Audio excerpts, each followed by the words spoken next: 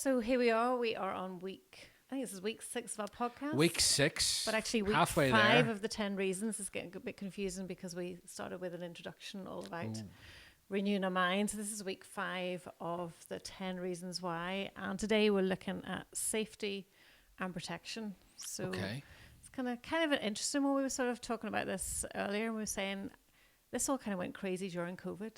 That whole sense of feeling safe and people suddenly not feeling safe, feeling like everything in life had sort of been shaken. How did you find going through that time, even like with the business, dealing with so many clients, dealing with people in church? What was it like, sort of that sense, the climate that people were, how were people dealing with stuff?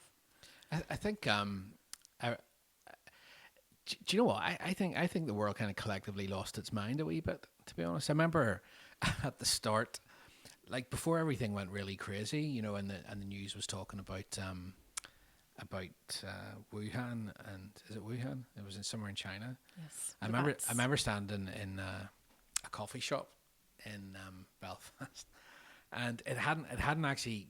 It was the first time where I went, here, hold on a minute, this is just a bit weird, because I was standing in the queue, and I sneezed a couple of times and then just coughed. And this woman turned around and went, like, what are you doing? I went, it's all right, listen, it was way worse when I was in China, right? I was just joking with her, right? Well, she freaked out, right? And I was like, calm down, Mrs. I'm only, and she was like, and took like 4 steps back and nearly karate chopped me. And I was like, and I had this moment of going, like, I thought that was funny. Like, that is funny, right? No?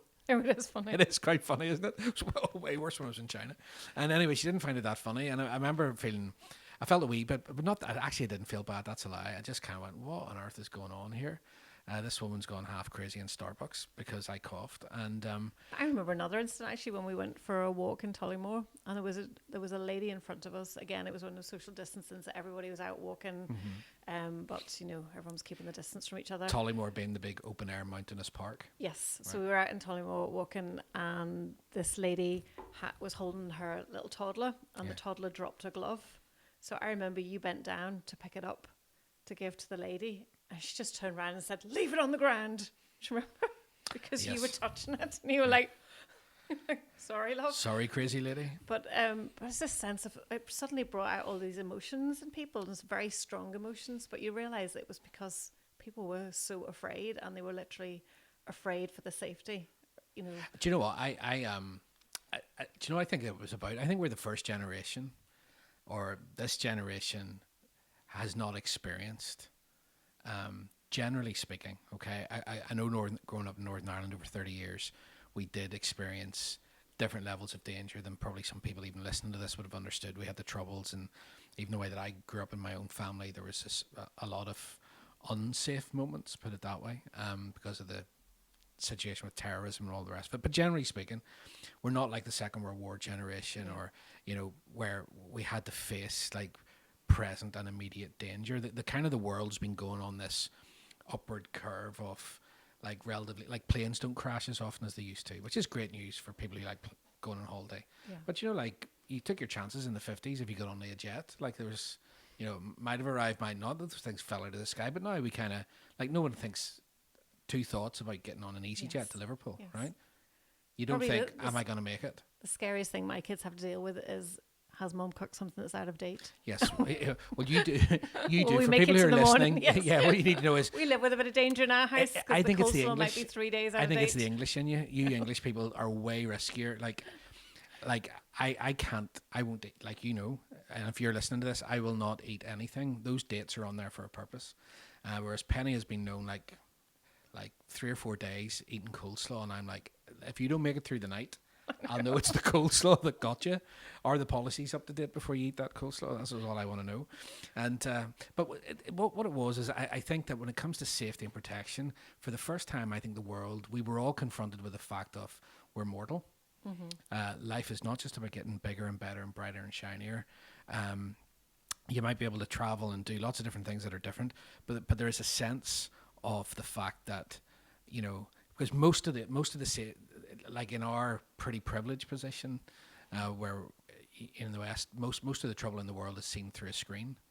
Absolutely, It doesn't yeah, actually it doesn't touch us. actually, yes. Doesn't It's suddenly come on your close. doorstep. Exactly. It's not this thing of, oh, that's not very nice, that stuff that's happening out there. But actually, And if you don't like it, you just switch it off and yes, get on with your that's life. terrible, send Yeah. some money, hope it gets better. Yeah, and exactly £2 a month, and my conscience is salved. But I think what's happened in the world is there's been an increasing realization that actually, you're not going to live forever. And I think COVID particularly showed us what that was all about. It brought like really close up to us that, all of us one day will close our eyes, and then we have to confront what comes after that. Yeah. That's the bottom line. And until we get there, what we want to do is we want to be safe. We want to be as safe as possible. We want to be protected.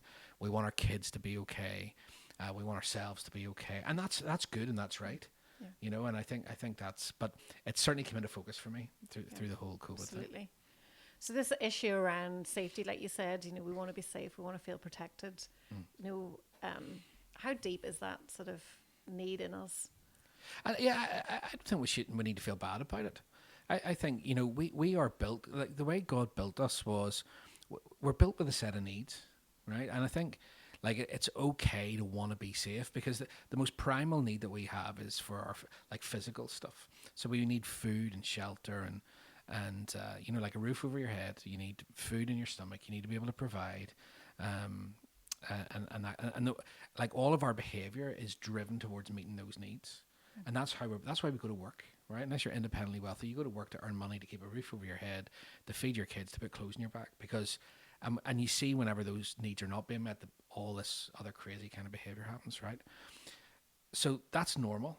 That's just part of being human. And then but coming off the back of that, there's this emotional need that we have, and to be safe. And it's not just the world talks about psychological safety, but psychological safety and physical safety run very closely together, and because it's the way that we were made safe. You see, the world is broken, and the world that we live in is broken. And when God first made us, we were made like to walk with Him, absolutely, in perfect safety, communion, yes. And it was safe. There was no danger, because It you were was actually walking with God. And then sin messes the whole thing up.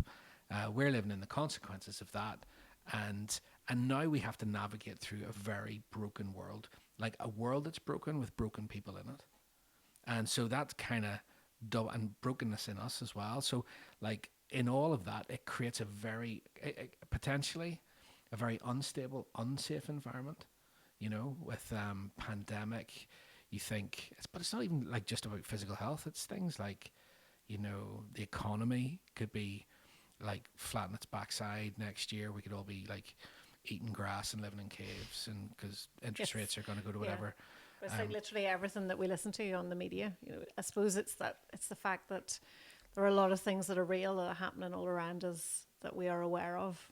But then there's also that what if this happened, that the terrible what if that the media just sort of hypes up all the time because it makes money out of it. Listen, so what if this happens? What if that? When we talk about the last, the environment, and people get worried about that and feel guilty about that, and what should I be doing about that? But it's almost like there's so many of these big things that could at any time just spiral out of control. And what do we do? But do you know why that is? Fear is a moneymaker. There's money in fear. I'm absolutely convinced of it. I think with media, with mass media, I think with whatever. I'm not a conspiracy theorist, but undoubtedly you just have to, and particularly as believers, we've got to be really like aware of this. Corporations are not going to make loads of money by telling us everything's fantastic. Right, and particularly with like 24/7 news cycles, they've got to feed it with something. Got to keep it going. Can you imagine doing a 24/7 podcast? Do you know what? It would be absolutely horrendous, right? But you imagine if we had to do this every day of life and keep it entertaining and keep people engaged, and it was your job to do it, right? Yes. Your house and your mortgage depended on this thing. Like it's like us talking about doing the weather in Donegal, like keeping that engaging. Easiest job in the world, weatherman in Donegal. Honestly, I mean, all you have to do is go look out the window. It's going to rain, and you know what? If you even don't think it's going to rain, Donegal's in the west of Ireland, by the way. It's and the easiest job. We say the easiest job in the world is a weatherman out there, because it rains pretty much 359 days of the year, and but it's keeping it going, and there's this diet of fear Like, do you know what's interesting? Like, even the kids are picking up on it. Like, our Sophie, who's 10, so she's in primary school. And this was like a proud daddy moment for her. Remember, she came in, she went, "This whole flipping climate thing is a pile of nothing." Okay. Now, this is her words, not mine. But she said, "Seriously, I am fed up of being told that we're all going to be dead soon." It's like, and I was like, "Why? Why are they saying that to you?" And she was, remember, she said to sitting around the kitchen table, "Oh, it's all bad. It's all falling apart, and it's all this, and it's all that." And I'm just fed up listening to it. Yeah. And I'm going, isn't that bonkers that a 10-year-old, right, is kind of seeing through a little bit of the, look, okay, we want to steward our planet well, but stop telling me that if I don't, I'm never going to see my 16th birthday. Yeah. I mean, that's just But the ludicrous yes, levels where it's like, you're not safe, you're not protected.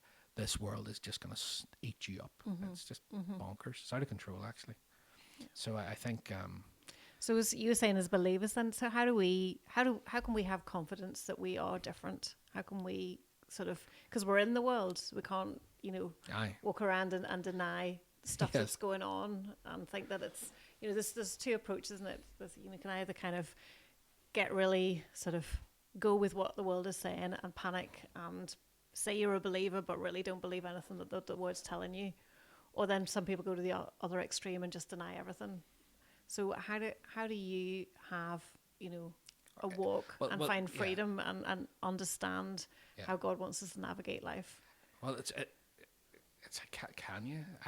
Well, I hope you can. Listen, I think we can. I think that, I don't know about you, like you had a different church experience to what I had growing up, but I don't know, even people listening, like we do some weird stuff, don't we?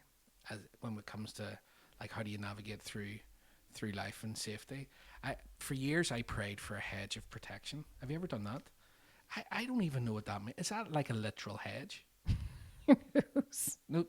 Does anyone know? If you do know, please email us. And like praying for a hedge. Do you know what I used to imagine in my head as I'm praying? Like there's like a literal green hedge. And I'm going, but that's rubbish. You just jump over it. Or do you know what I mean? That's not going to stop fire. So in my head, I'm going, we've prayed for hedges of protection. I have no clue what that means, all right? But we prayed for them anyway. The other thing we did was, like literally try to put on the whole armor of God. Do you ever do this one? That was a cracker, where I would stand in the morning going, I can't face the world today, man. It's a nightmare out there. So if I don't go out, without my full armor on, so you'd stand like an absolute plonker in front of the mirror, shield and putting on your head, like, and then you'd forget one's what. So you'd have to open the Bible to go, right, okay, make sure I've got all that on, and see the days where you went out and you'd forgotten your shield of faith. Those were bad days. You were tiptoeing around the devil those days, going, Jesus, if you could just get me home from a tea tonight, because I left the sword of the Spirit behind me, because I literally didn't go through the action. It's just like bonkers land, right? And so I think in my own experience, I probably need more than that. To go, it's trite Christian expressions don't help if you are quote all these things and then it'll be fine. Yes. If you're worried about being sick, if you've got like sickness that runs in your family, as an example. I know we're going to talk about health and well-being in a couple of weeks, but if you're worrying about this stuff, then actually just trite expressions are not going to help you. I don't think. It becomes a formula, doesn't it? Yeah. It's almost like taking pills for something. Oh, that I've done that. I'll tick the box. I'll be fine. So if it just becomes this formula of I did this, that's me protected, and actually not understanding. So I know you were talking a little bit about Goshen and Old Testament. So tell us a little bit about. Here's what I think. I think like we're fed this diet of fear. I think there's a lot of manipulation and control of people through fear. It leads people by the nose and get them to do things and behave in ways which they, in their right mind, normally wouldn't do. Mm-hmm. Like, you just if you go back and you think, people were buying like 500 toilet rolls, right? And like kilos of pasta. Do you know what I mean? And fighting each other over the toilet rolls. And you kind of go, how in fairness, your mum did a wee run to Home Bargains. She did, to be fair. And we were grateful for it. So thank you, Mother, for the Home Bargains toilet roll run. But we didn't do it, so we're just not quite as crazy as she is. But you look at these behaviours and you go, right, if we don't go to the Word, and again go to what grace says, because here's the amazing truth. And for some of you who are listening, you're going to have to really. This is a faith thing. Faith is to be persuaded about who Jesus is and what he says he has done. It's true at all times, all places, for all people.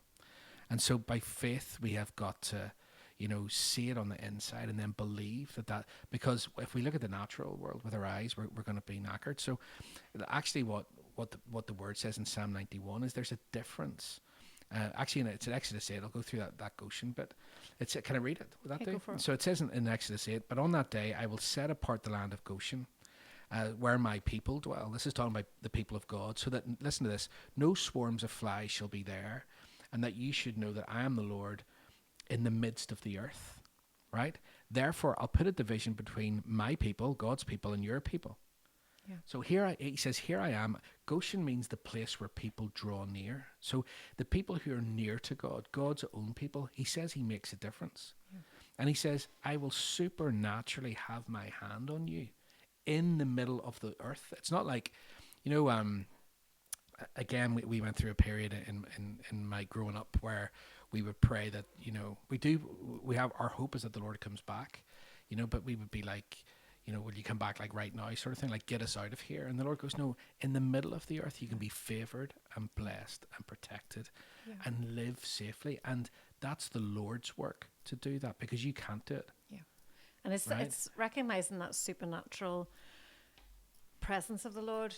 I mean, I think when we were looking at the story of Moses and we were talking about how, the whole story of deliverance, of how the children of Israel are set free from bondage for years and years. But even if you look at when God sent darkness, all the plagues that happened, and that's when he was disproven to Pharaoh, that he was like, you don't believe in me as a God, when I'll show you how all these gods that you're worshipping, and every plague was related to the gods that the Egyptians were worshipping.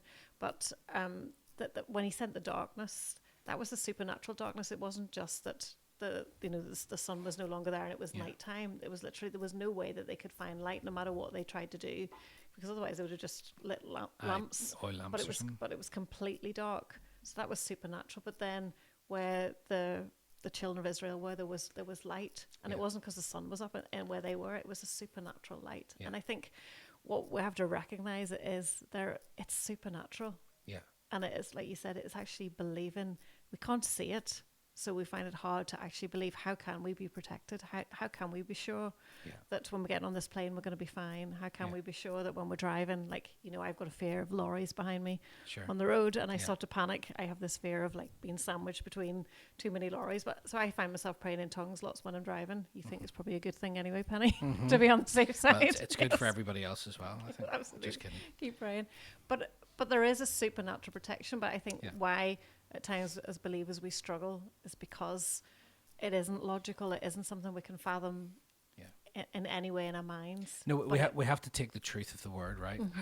I think, and go, this truth is for me, because God says that he makes a difference for his people. Yeah. Right? And he loves everybody, and he wants everyone to find like a relationship with Jesus. But the whole way through the whole narrative of the Bible, you see that he's continually protecting his people. There's always a remnant of people who live protected. Because they choose to come under that protection, isn't it? And I think that's the thing, because it can sound like it's unfair, like, oh, he's just choosing to look after these, but he doesn't care about these. It's like, no, he will never push himself or force himself on anybody. So it's people who choose to draw close to him, people who choose to say, I haven't got this all worked out, but I'm coming under your protection. Absolutely. So for me, I mean, I was reading that when you're talking about Psalm 91 in the studies, he who dwells in the shelter of the Most High will abide in the shadow of the Almighty. I will say to the Lord, my refuge, my fortress, my God in whom I trust. And it's that I will say. It's what we choose to declare, isn't it? And I think that's where there's power, because actually we come into line with the truth and we declare it over our lives. That's when, because sometimes we can know truth, but it's actually, do we choose to believe that? Do we choose to take that? I think that's what's key. I think, for me, if you want to live safe and protected in difficult times. And the times that we live in, I think what you feed yourself on is really important. So, I'm a firm believer in not living on an island off Ireland and forgetting about, Because it's freezing. because it's freezing and it rains sideways all the time. It's not to do that and become weird, but to go, right, I've got a choice to make on what I'm going to feed myself on here. And the Word of God says, like Psalm 91 is the most famous whole bit of the Bible around how God is the protector of his people. And if you're listening and you've never read Psalm 91, I'd say go and read it, because there's a bit where, it says, he who dwells in the shelter, which is the secret place or the hiding place of the Most High, will abide in the shadow of the Almighty. I will say to the Lord, my refuge and my fortress, my God in whom I trust. And I to your point, I think we've got it in faith every day. Why there's three names of God mentioned there. Can I just very quickly explain them? Because this is what you have to declare, I think, and we have to shift in faith too. Because it's, if you dwell in the shelter, the secret place is a description of Jesus. Okay, so when you're found in Jesus, in Christ, okay, then there's three words here. Like you're saying, I will say of the Lord. So what are you saying every morning when you get up? What are you saying about the economy? What are you saying about your health? What are you saying about your kids? Like even for our Ben, our son's just learned how to drive and bought his own car. I mean, that's a moment for a parent, isn't it? Absolutely. Especially when he says, I'm going to the mountains tomorrow at 4:30 a.m. and the snow everywhere. Yeah. And I'm I know, you're like, oh Lord. And then you have to go, okay, what will I say? Yeah. And so I will say of the Lord. Okay, so I think it's that thing of starting going, I'm going to make sure that what comes on my lips first is not fear, it's not the narrative. We're going to go, I believe in faith, right? That these, like, it's interesting why these three names of God. The first one is Elohim. Okay, the Most High means supreme in position. So you're just declaring over your life, God is the supreme one over everything else. All right, El Shaddai, Almighty, is the second name of God in Psalm 91 at the start. It means absolute in power. So he's supreme in position and absolute in power. Right, and I will say of the Lord, my salvation, the one who saves me in every way. Okay, so it's that thing of going, safety and protection is for God's people, and it starts by understanding who is the one who's doing the safety and doing the protecting. It's the one who's supreme in position, above everything, has absolute power, and is the one who's working that out in your life. That's and I kind of go, okay, now that's a game changer, because like supreme in power means bigger than any pandemic, bigger than any virus, bigger than any disease, bigger than any economy, bigger. It's like, it's almost like the Lord going, lift your head up, will you? Yeah. What are you watching the BBC for? All they're trying to do is lead you by the nose. I'm the one who's supreme. I'm the one who's above it all. I'm the one who's got all power. Now, here's the promise that I have for you, my children. All that stuff in the middle of the earth, it's not going to come near you. It's not going to touch you. You got to receive that in faith. And actually, that's the sign then to other believers, that to people who don't believe, isn't it? Because they see something different over your lives, and because I know during the pandemic there was lots of people who would have said, "You're not worried about this, or you're not, I'm freaking out," or people who didn't have anything to hold on to, then they couldn't understand why you could be more relaxed, why you didn't panic over everything. And I think today, just in any circumstance, we have that light in us that people notice, that people recognize, that people are drawn to, because they see that there's something different. Because it isn't normal not to be, when you're being bombarded with all that stuff, it isn't normal not to be afraid. When you're being told all the time you need to be fearful, then it isn't normal not to be fearful, because it's going to have an effect on you, and it's having an effect on so many people. So I think it's powerful when, as believers, we can really take hold of the fact that God is supreme. He's above it all, and He created the whole world. He's holding it all together. In the end, it's good news. We don't have anything to fear. But I even find, for me, the picture that's the strongest is probably God as Father. I know you just see kids are safe when they know Daddy's around. Kids are happy. I know our kids are happy when they panic about anything. Where's Daddy? Daddy's the one that takes care of things, and it's that hedge of protection over a household, isn't it? You said hedge of protection again. I did. we still don't know what that means. If anyone knows, please write in and tell us what a hedge of protection is. But it is. But it's Yeah. true. There's something over. I like God's hand over us. That Yes. that makes more sense to me. That like Yeah. He's got you in His hand rather than He's growing trees around you. Just saying. It's maybe. That's just my mind, but it doesn't make sense. Yeah. Yeah, but it is, isn't it? It's faith to go, like, with my kids, our kids, your kids, whatever, is to go, even when I can't see it, in faith, I've got to go, He's looking after them. Yeah. Right? Why? Because He promised that He would. And He can look after them way better than I can. He can look after, when I'm not watching, He is, because He never slumbers, He never sleeps. Absolutely. He never takes His eye off us. He never withdraws from us, right? And I think even for parents listening today, remember Marcel said to us, our friend Marcel, who used to run a church in Holland, and now does more of an apostolic type thing. And he said, listen, keep reminding yourself and telling yourself that the Lord loves your children more than you love them. Yeah. So they're safe. Yeah. Right. And that's freeing, isn't it? Because Yeah. again, it's a huge area that parents, like you say, can get into a lot of panic, a lot of anxiety over, because they get to a stage where you can't be there all the time. Yeah. And you've got to trust and you've got to believe. But it is that I will say again, just like, what are we declaring? Are we going to declare all of our fears and worries over them, or are we going to declare the goodness of God and His protection over them? And it's almost like a daily reminder, isn't it, of what are we saying? What are we believing for? What picture are we painting in our minds of their futures? Yeah. I think it's a really great place to start, to go, I honestly believe, like, when I think about my own family, so if you think about Grandpa, my dad, right, has probably seen Psalm 91 in his life. He's used up all his Psalm 91s, right, by so many different things. So people might not know, but he was diagnosed with terminal cancer and got through that. People praying for him. He wasn't actually a believer, but had this moment of going, I'm not going to die. If people are praying, I'm going to be healed. So, and then he's had so many things go wrong with him. He's fallen out of an airplane and fallen off a roof, crash landed, fallen off roofs, broken more bones than Evel Knievel, and all the rest of it. And he still fight.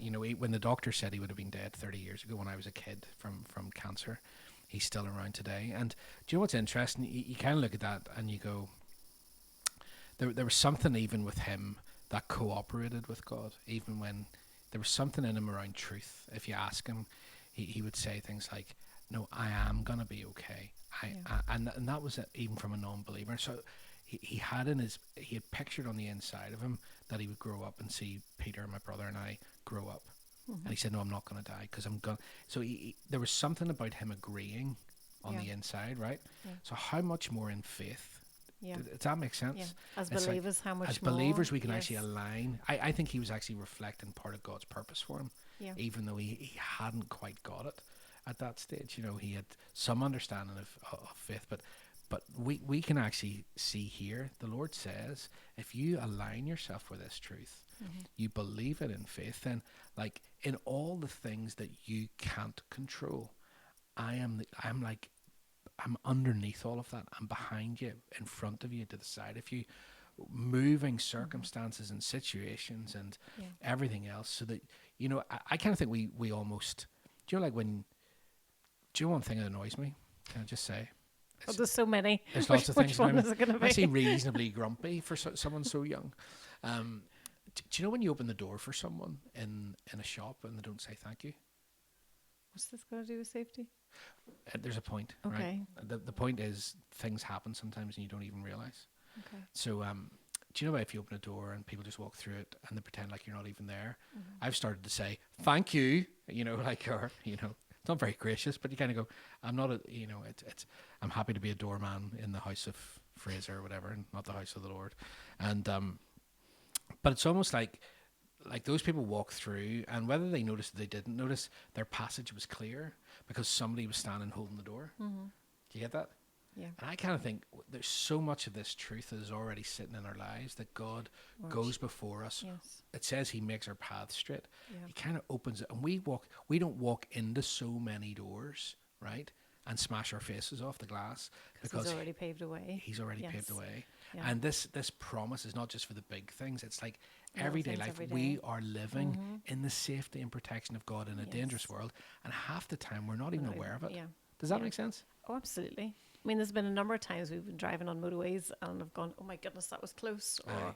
I mean, a couple of times very scarily. And I think afterwards we've gone, thank you, Lord, there was protection there. Yeah. You know, and I think but it's almost like, have you got eyes to see? Isn't Yeah. it? And I was thinking of that when you were talking about that. I was thinking of the song Waymaker, Miracle Worker, Light in the Darkness. And that thing, even when we don't see it, you're working. Even when we don't feel it, you're working. Yeah. You never stop working. And that is the reality, that the Lord is constantly working in our lives. But depending on where our eyes are focused at that time is whether we're thanking him and praising him and being grateful for what he's doing, or whether we're just, distracted with other things and not recognizing God's hand of protection on us. No, I think as absolutely the key. I think just to round up here, we need to say, look, that it's really possible to live as a believer and be as scared as the rest of the world.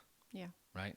And as terrified as the rest of the world. And I kind of go, that to me is not salvation the way that Jesus described it, where it was body, soul, and spirit.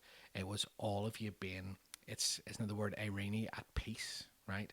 And so we don't want to live like that. And so we want to take this word of grace that says the God, the Most High, the Supreme One, the all-powerful One, the one who's working out his salvation, actually goes, if you're my son or daughter, you're different.